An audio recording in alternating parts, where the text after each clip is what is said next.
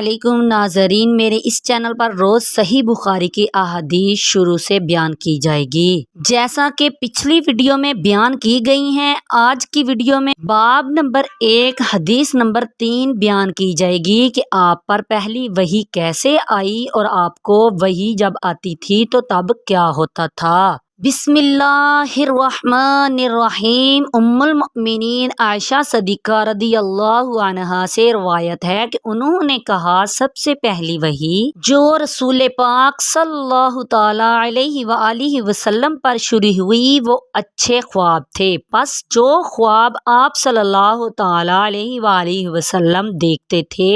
وہ صاف صاف صبح کی روشنی کے مثل ظاہر ہو جاتا تھا۔ پھر اللہ کی طرف سے خلوت کی محبت آپ صلی اللہ تعالی علیہ وآلہ وسلم کو دے دی گئی، چنانچہ آپ صلی اللہ تعالی علیہ وآلہ وسلم غار حرا میں خلوت فرمایا کرتے تھے اور وہاں آپ کئی رات لگاتار عبادت کیا کرتے تھے، بغیر اس کے کہ اپنے گھر والوں کے پاس لوٹ کر آتے، اور اسی قدر زیادہ راہ بھی لے جاتے یہاں تک کہ آپ صلی اللہ تعالی علیہ وآلہ وسلم کے پاس وحی آ گئی، اور آپ صلی اللہ تعالی علیہ وآلہ وسلم غار حرا میں تھے، یعنی فرشتہ آپ صلی اللہ تعالی علیہ وآلہ وسلم کے پاس آیا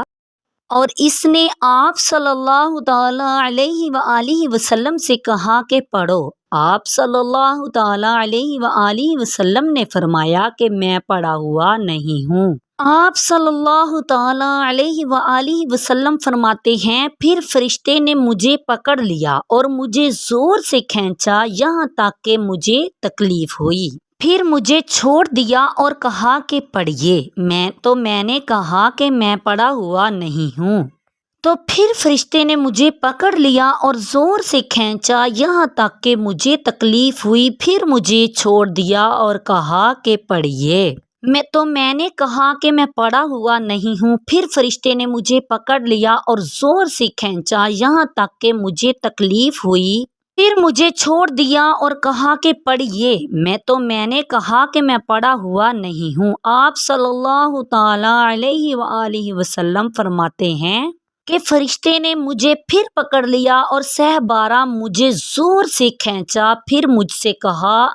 اقرأ بسم ربک، اپنے پروردگار کے نام کی برکت سے پڑھو جس نے ہر چیز کو پیدا کیا، انسان کو جمے ہوئے خون سے پیدا کیا، اور پڑھو یقین کر لو کہ تمہارا پروردگار بڑا بزرگ ہے۔ پس رسول اللہ صلی اللہ تعالی علیہ وآلہ وسلم کا دل اس واقعہ کے سبب سے مارے خوف کے کانپنے لگا، اور آپ صلی اللہ تعالی علیہ وآلہ وسلم ام المؤمنین خدیجہ رضی اللہ عنہا کے پاس تشریف لائے اور وہاں موجود لوگوں سے کہا کہ مجھے کمبل اڑا دو، چنانچہ انہوں نے آپ صلی اللہ تعالی علیہ وآلہ وسلم کو کمبل اڑا دیا، یہاں تک کہ جب آپ صلی اللہ تعالی علیہ وآلہ وسلم کے دل سے خوف جاتا رہا،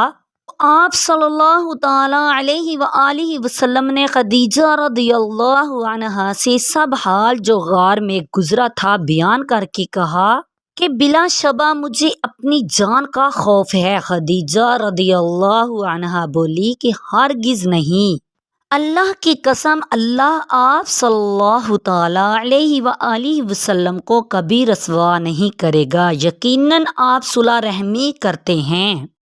ناتواں کا بوجھ اٹھاتے ہیں، جو چیز لوگوں کے پاس نہیں وہ انہیں کما دیتے ہیں، ایمان کی خاطر تواضع کرتے ہیں اور اللہ کی راہ میں مدد کرتے ہیں۔ خدیجہ رضی اللہ عنہا آپ صلی اللہ تعالی علیہ وآلہ وسلم کو لے کر چلی اور ورقہ بن نوفل بن اسد بن عبد العزیٰ جو کہ خدیجہ رضی اللہ عنہا کے چچا کے بیٹے تھے کے پاس آپ کو صلی اللہ تعالی علیہ وآلہ وسلم کو لائی، اور ورقہ جو وہ شخص تھا جو زمانہ جاہلیت میں نصرانی ہو گیا تھا، اور عبرانی کتاب لکھا کرتا تھا، یعنی جس قدر اللہ کو منظور ہوتا تھا انجیل کو عبرانی میں لکھا کرتا تھا۔ اور بڑا بوڑھا آدمی تھا کہ بینائی جا چکی تھی، تو اس سے ام المؤمنین خدیجہ رضی اللہ عنہا نے کہا کہ اے میرے چچا کے بیٹے، اپنے بھتیجے صلی اللہ تعالی علیہ وآلہ وسلم سے ان کا حال سنو۔ ورقہ بولے کہ اے میرے بھتیجے، تم کیا دیکھتے ہو؟ رسول اللہ صلی اللہ تعالی علیہ وآلہ وسلم نے جو کچھ دیکھا تھا ان سے بیان کر دیا۔ ورقہ نے آپ صلی اللہ تعالی علیہ وآلہ وسلم سے کہا کہ یہ وہ فرشتہ ہے جسے اللہ تعالیٰ نے موسیٰ علیہ السلام پر نازل کیا تھا۔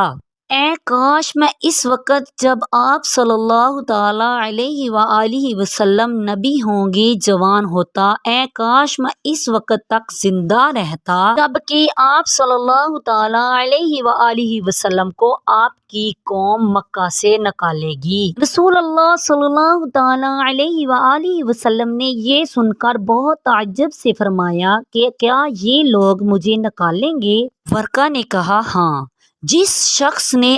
آپ صلی اللہ تعالی علیہ وآلہ وسلم جیسی بات بیان کی اس سے ہمیشہ دشمنی کی گئی، اور اگر مجھے آپ صلی اللہ تعالی علیہ وآلہ وسلم کی نبوت کا دور مل گیا تو میں آپ صلی اللہ تعالی علیہ وآلہ وسلم کی بہت ہی بھرپور طریقے سے مدد کروں گا۔ مگر چند ہی روز گزرے تھے کہ ورقہ کی وفات ہو گئی اور وحی کی آمد عارضی طور پر چند روز کے لیے رک گئی۔ آمین۔ میری روز احادیث سننے کے لیے میری ویڈیو کو پورا دیکھیں اور چینل کو سبسکرائب کریں۔ شکریہ۔